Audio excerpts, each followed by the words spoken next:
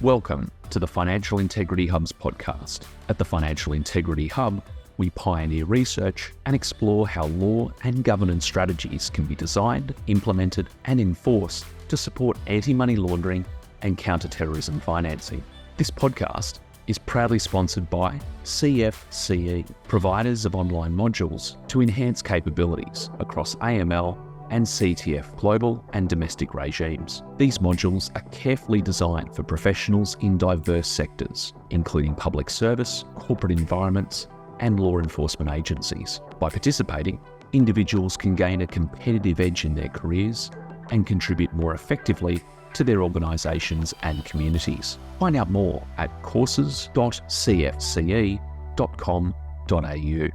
Your host is Isabel Nicholas. Isabel is the Associate Director at the Financial Integrity Hub and a financial crime researcher.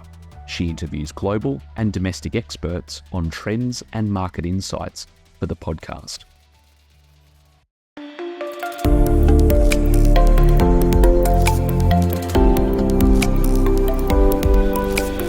Welcome to Season 2 of the Financial Integrity Hub's podcast. This season will kick off in a unique way in celebration of the Financial Integrity Hub's new book, titled Financial Crime and the Law, Identifying and Mitigating Risks, edited by Associate Professor Doron Goldbasht and Professor Louis De Koker. We recently hosted a webinar with some contributors to the book, Rachel Southworth, Michael Levi, Louis De Koker, and Charles Littrell. So, in this special episode, we revisit the discussions I had with them about various AML, CTF, and risk issues. First, Rachel and Michael Levi cover the application of the risk-based approach by banks. Then I discussed national risk assessments and debanking with Louis. And finally, I discussed potential bias and discrimination in the FATF mutual evaluations with Charles Littrell. The episode is a bit longer than usual, but you'll get to hear from 4 experts. I hope you enjoy this special edition. So hello everyone, and thank you to Doron and to Louis for inviting Mike and I to present our recent chapter with you all on the application of the risk-based approach for financial crime risk management by banks. So I might just start with a little bit about the background to this and how I first started on my research journey back in 2008, when I was lucky enough to meet Mike and to be chosen to work on a funded project with him on the organisation and governance of economic crime. From there, I completed my PhD at Cardiff University on risk, regulation and the role of the UK banking sector. And this involved working with a global bank based in the UK, which is my case study bank, to map their financial crime architectures, as well as interviewing a large number of compliance officers working in financial crime compliance within banks, and also a period of time working for both the UK regulator and the government in financial crime policy. So why is this relevant to this work? Well, this chapter is based a lot on the research from this period, as well as observations from my time spent in both Hong Kong and Australia since having completed my PhD and some work experience in the UK. And it's generally based on the research and work experience that I've had in financial crime risk, compliance and operations positions within that. So I know that Isabel introduced my research as looking at leadership and strategic thinking, which is more recent areas of my focus, but actually originally my research area is really looking at the role that banks play in the financial crime control landscape and exploring that boundary between regulation and policing. So what is this chapter about? Well, in a nutshell, this chapter looks at the role of banks as socially significant institutions, actors and agents in the financial crime control landscape. So as regulated entities, banks are required to implement a risk-based approach to implement systems and controls to manage financial crime risk. But what does this actually mean in practice? And what is financial crime risk? So we question, how do banks define financial crime risk, both inherent and residual, versus how do regulators and law enforcement agencies define financial crime risk? And lastly, how does society define financial crime risk? So then we think about what impact a bank can have on our societal interpretations of risk, and how does this differ across geographical locations? So this chapter explores the concept of financial crime risk and how this varies according to different interpretations and the absorbance of risk information, which is available via a vast array of publications from a wide range of global organisations and industry bodies. And I'll come on to talk a little bit more about this. So it's important to understand some of the practical challenges and limitations that exist within banks when applying the risk-based approach.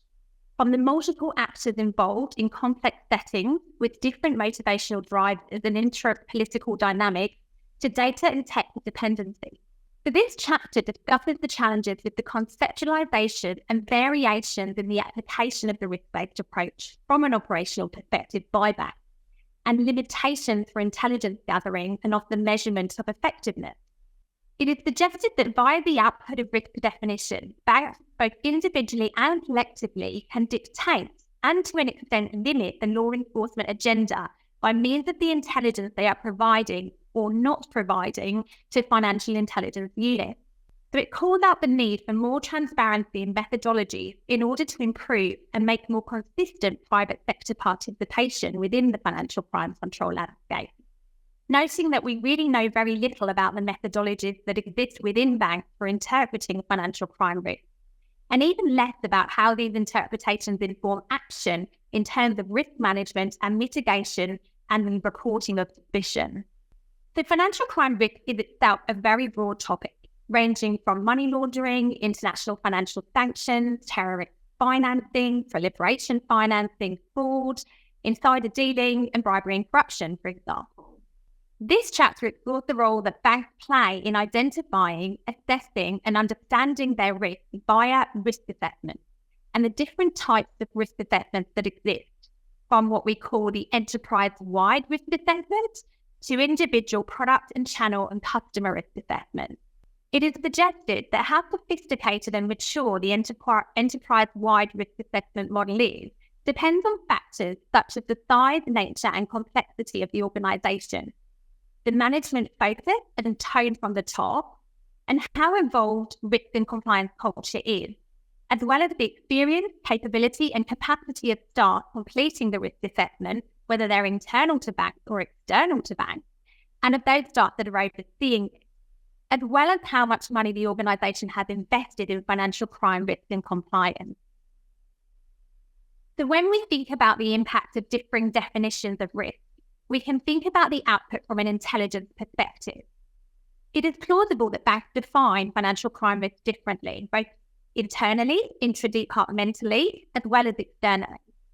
And if they interpret and measure risk differently, for example, identifying high-risk clients and applying heightened control over different segments identified as high risk, then the outcome is that the same customer in Band A could be subject to what we call enhanced customer due diligence measures here in Australia and reported for suspicious activity that in Band B might not be, and vice versa. So why does this matter? Well, perhaps it doesn't, but we wanted to shine a light from a practical perspective to help inform policy and question how we can truly measure effectiveness without more transparency. So in Australia, there was recently significant progress with the Australian Money Laundering and Terrorism Financing National Risk Assessment being launched in July 2024. And this is something we talk about in this chapter as critical for promoting consistency in the interpretation of risk, noting that the last national threat assessment in Australia was originally classified and last published by Australia back in 2011. So adding to the complexity, though, is that between 2016 and 2021, the Australian regulator alone published 16 different national risk assessments specific to certain products or sectors, followed by the first national proliferation financing risk assessment in 2022. And this doesn't even consider or take into account other domestic documents and international documents published on the vast array of financial crime types and risks that are available to banks to read and interpret when coming to their own interpretations and definition of financial crime risk.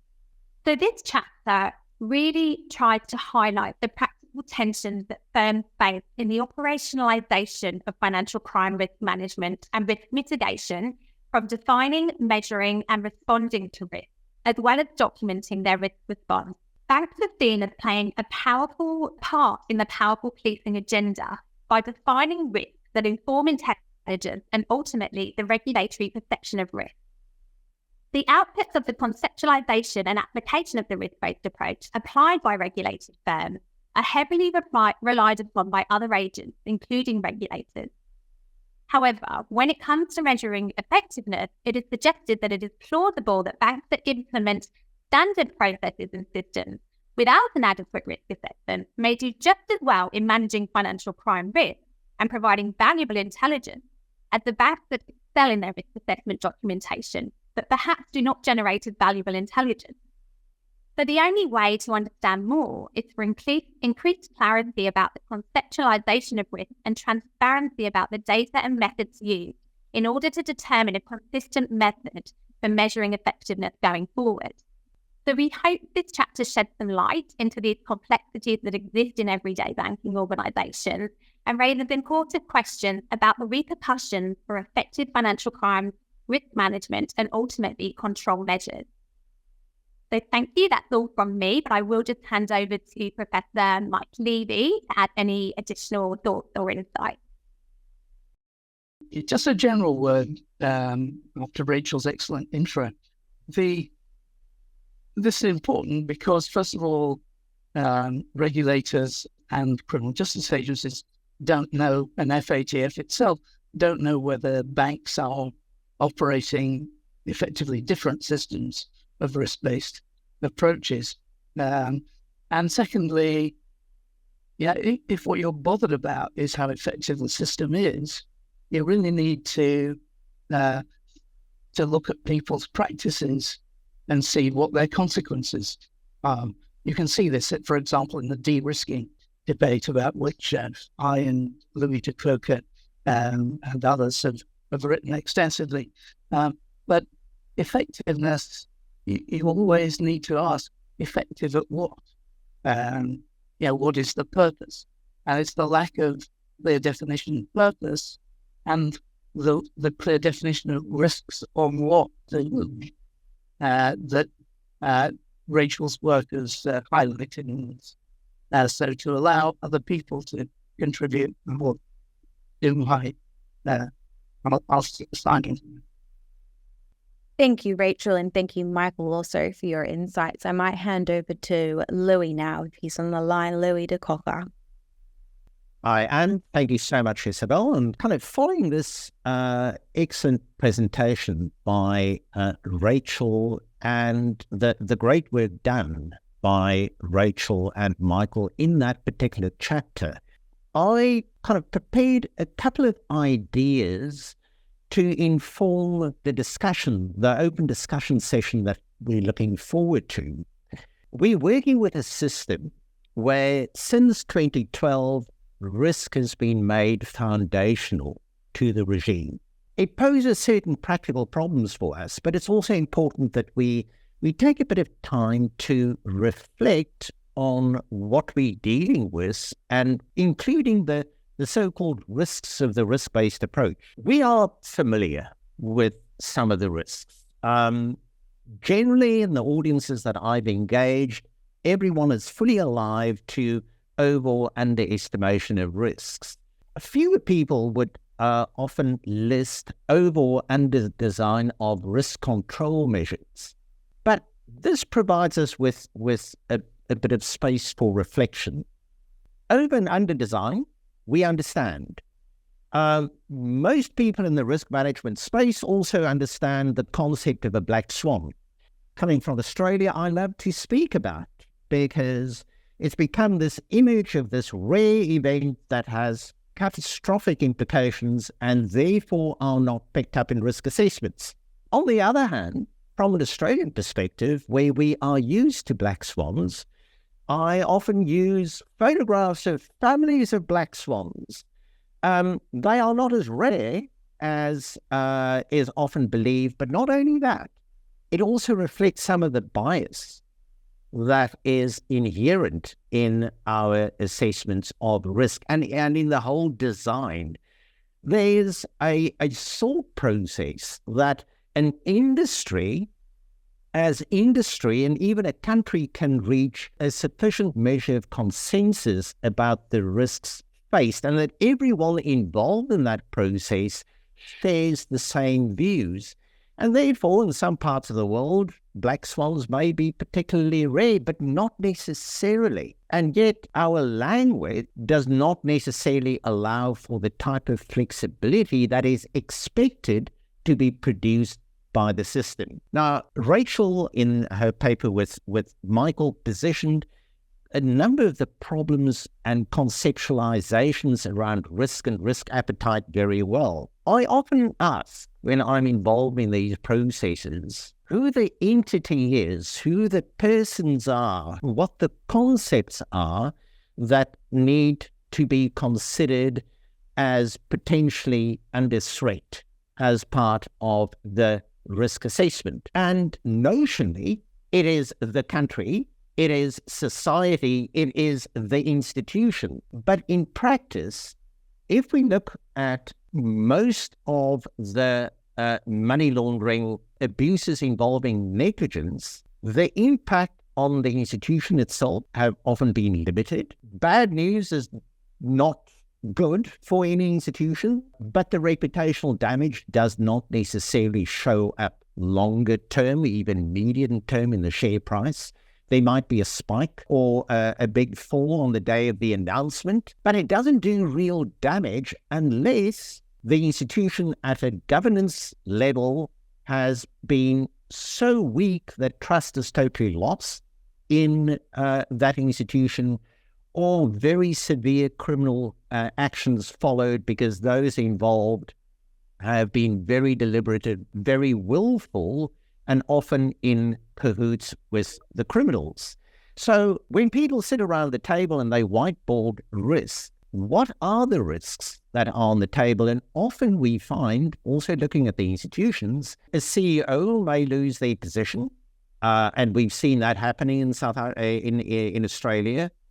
We've also seen effect on compliance officers and their careers. So when an institutional risk assessment is being undertaken, is it really the risk of the institution that is at play, or perhaps a sense of concern about personal risk or career risk? And that is important because, as Michael pointed out, we both have shared for a long time an interest in de-risking and over-design of controls and overestimation of risks.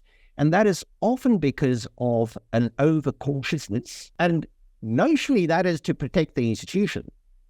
But it might also be actually to protect the careers of the people involved. That brings us to the broad question, how do we ensure that we get it right? And even with that question, there's a further question about what does right mean? Getting it right depends very much on the methodology that is followed. And a risk assessment is a process, and that process and its quality depends on its methodology. The World Bank published an important paper by Joris Verwerda and Peter Reuter, who analyzed the national risk assessments of a number of large economies. We're speaking USA, UK, France, the Netherlands, Italy, France, and so forth. So not developing countries with low capacity, but really countries with capacity. And very briefly, I thought, let me provide you with their words. What they came across with different conceptualizations of risk in the risk assessments, different analytical processes, delivering very different products. But importantly, they all raised serious issues regarding their methodologies. For example, most of them, and that's frankly most of the national risk assessments and even institutional risk assessments, rely on expert opinion. But importantly, they point out that these opinions have been solicited in ways that are inconsistent with well-developed methodology for making use of expert opinion. Expert opinion can be biased, and generally is. It depends on your level of expertise. What makes a person an expert? How do you judge whose voices should be viewed as sufficiently expert to inform the process? If two experts disagree, how do you decide what is the most appropriate, what is the most correct? these are issues that we deal with when, as academics, we use expert opinion in our studies, but we don't find them even in national risk assessments. Furthermore, the national risk assessments, they misinterpret data from suspicious activity reports. They fail to provide risk assessments relevant for policymakers. And only one of the set that they've studied actually described the methodology employed. These are serious flaws, really serious flaws. Why did it take all of these years and academics to point out the flaws? Just consider how many of these, by now, all countries have at least had one round of risk assessments. Many of the larger ones have now had two. This is problematic.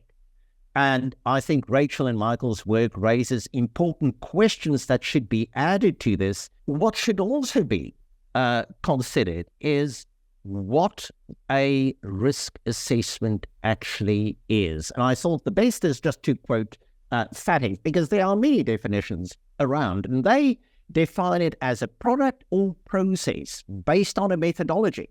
Again, just showing just how central the methodology is, agreed by those parties involved, that attempts to identify, analyze, and understand the risks and serve as a first step in addressing them. And I want to lift out their attempt. So if we ask the question, is it getting it right? What we're dealing with is an attempt to get it right, and an attempt to get something right where there isn't an objective truth. That makes these processes kind of complex, and also complex to determine whether a risk assessment is actually good or not, especially if the methodology is flawed. Furthermore, I want to lift out, ideally a risk assessment involves making judgments about threats, vulnerabilities, and consequences. So this is judgment-based. The quality of the risk assessment, therefore, depends on the quality of the judgments. And the quality of the judgments will be impacted by experience, by expertise, by the data that is used, by the ability to interpret the data correctly. Now, interestingly enough, if we look at the elements of a risk assessment, it needs to consider threats, it needs to consider vulnerabilities and consequences. And yet, when it comes to consequences in 2013 in their guidance, FATF said, this is really difficult. And given the challenges in determining or estimating the consequences of money laundering or terror financing, it is accepted that incorporating consequences into risk assessments may not involve particularly sophisticated approaches. So by all means, do this risk assessment and use judgments based on whatever you have, and think about consequences, but don't overthink it. Don't be too sophisticated about that.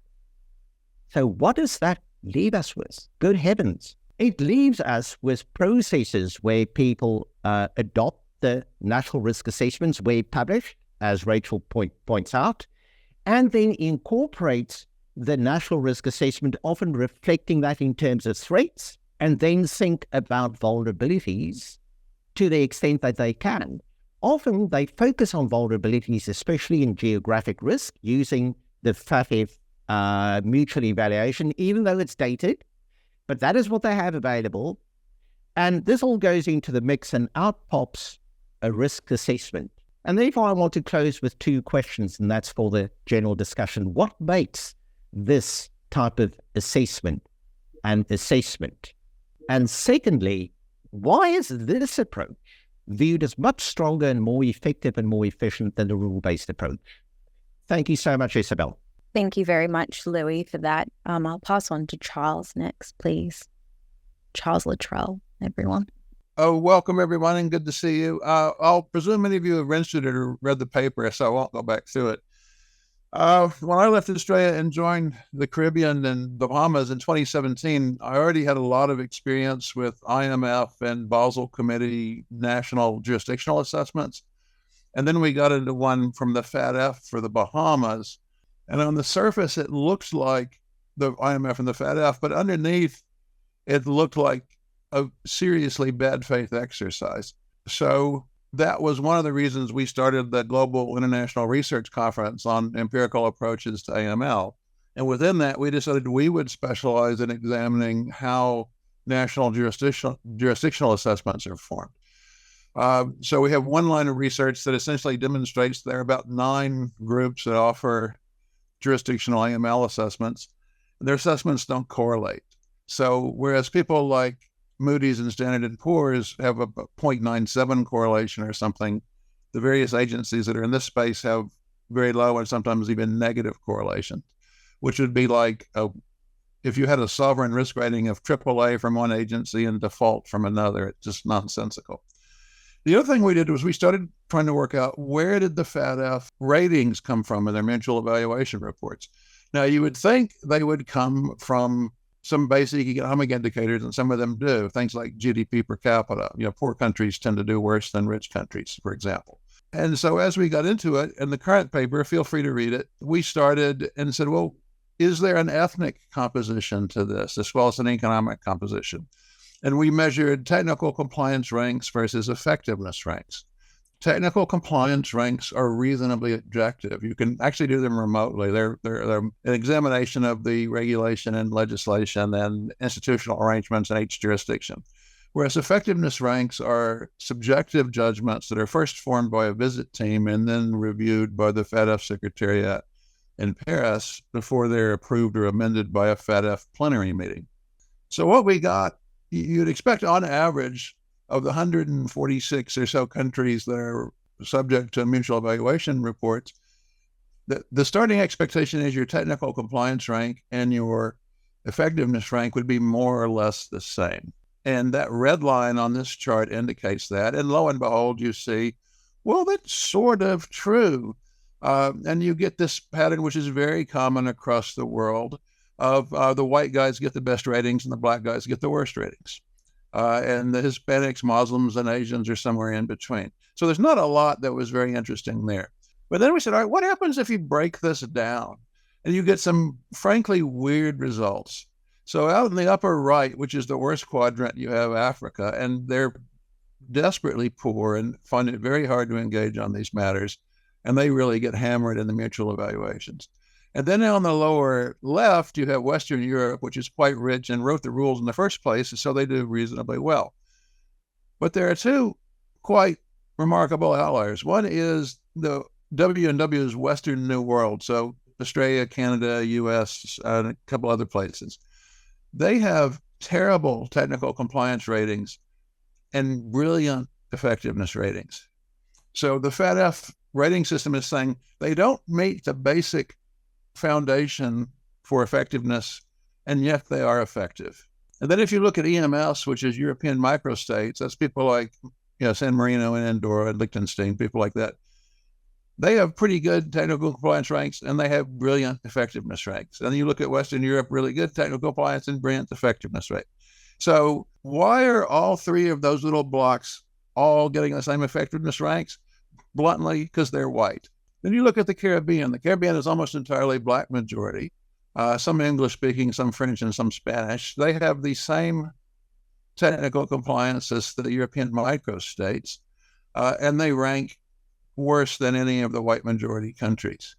Why is that? Well, read the paper, because they're black. It's not fun. Now, one of the things that happens in this space is you get a lot of lawyers and sociologists and things that are allergic to numbers, but what we try to do is use like 1980s econometrics to do some work here. And again, I'm not going to go through all this because we haven't got the time, but we ran a simple regression analysis that said, could I come up with a model to predict the ranking of technical compliance and effectiveness? And I'll just take you to the bottom one, the equation 4. And if you go over to beta 6, which is the 3rd in from the right, which is the black majorities dummy, and the 29.29, that's essentially saying if you're a black majority country, your starting position is 30 positions worse than if you're not.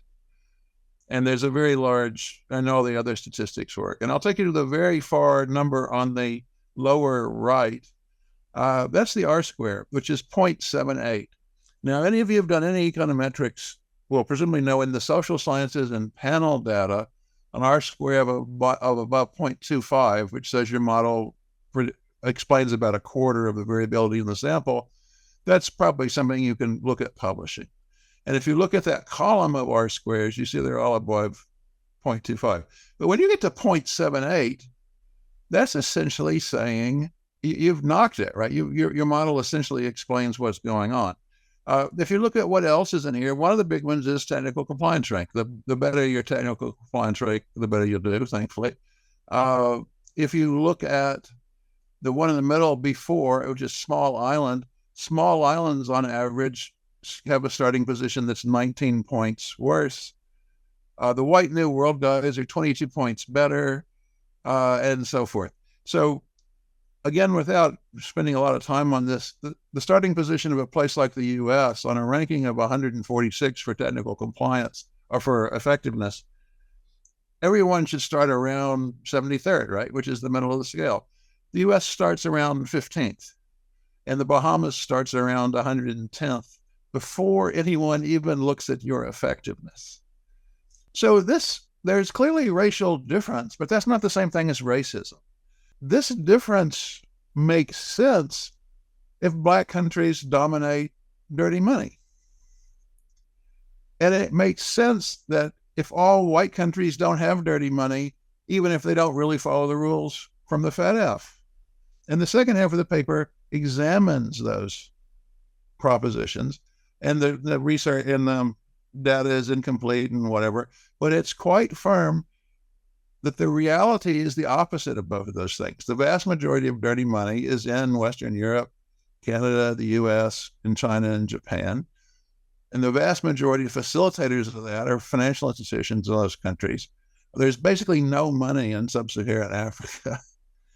And what's happening in the Caribbean, we have quite a lot of information that says, remembering there are 26 different jurisdictions, but the best jurisdictions in the Caribbean, which in all honesty are probably Bermuda and the Bahamas, I mean, the US and the UK, frankly, couldn't carry our jockstraps when it comes to financial crime management.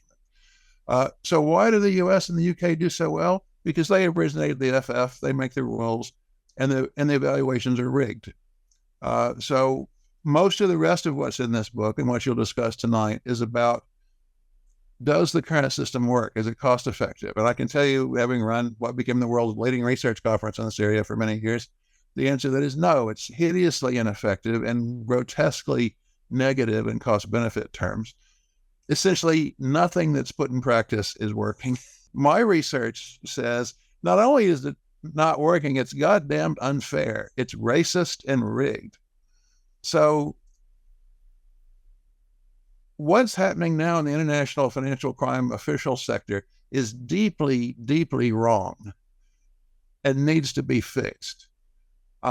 Will it be fixed? Who knows? It may be that, frankly, the FATF is a fake organization. It only exists to facilitate the US and Europe imposing financial sanctions on people. So they can, whack ISIS or Iran or whatever very easily using all this expensive mechanism that's been built. In the meantime, some kid in Penrith who wants to open their first savings account has to provide their electricity bill for absolutely no reason and at considerable cost and inconvenience. So I'm sorry to be so cynical about this, but not only does it not work worth a damn, it's horribly biased. End of sermon. Thank you so much, Charles. That was really insightful and passionate as well. Thanks so much to all our panelists tonight for their insights around this, and we look forward to hearing your thoughts on the book. Thanks again, everyone. The Financial Integrity Hub's research is at the cutting edge of understanding and tackling illicit finance threats, providing the international community with the essential knowledge, tools, and insights to make a real impact. If you want to stay ahead in the world of financial integrity, make sure to follow us on Spotify, YouTube, X, or LinkedIn. We're always sharing the latest updates, breaking news, and groundbreaking research. Join us and be part of the conversation. A huge thank you to Dr. Doran Goldbarsht for his academic insights and to Isabel Nicholas for being the host of our podcast.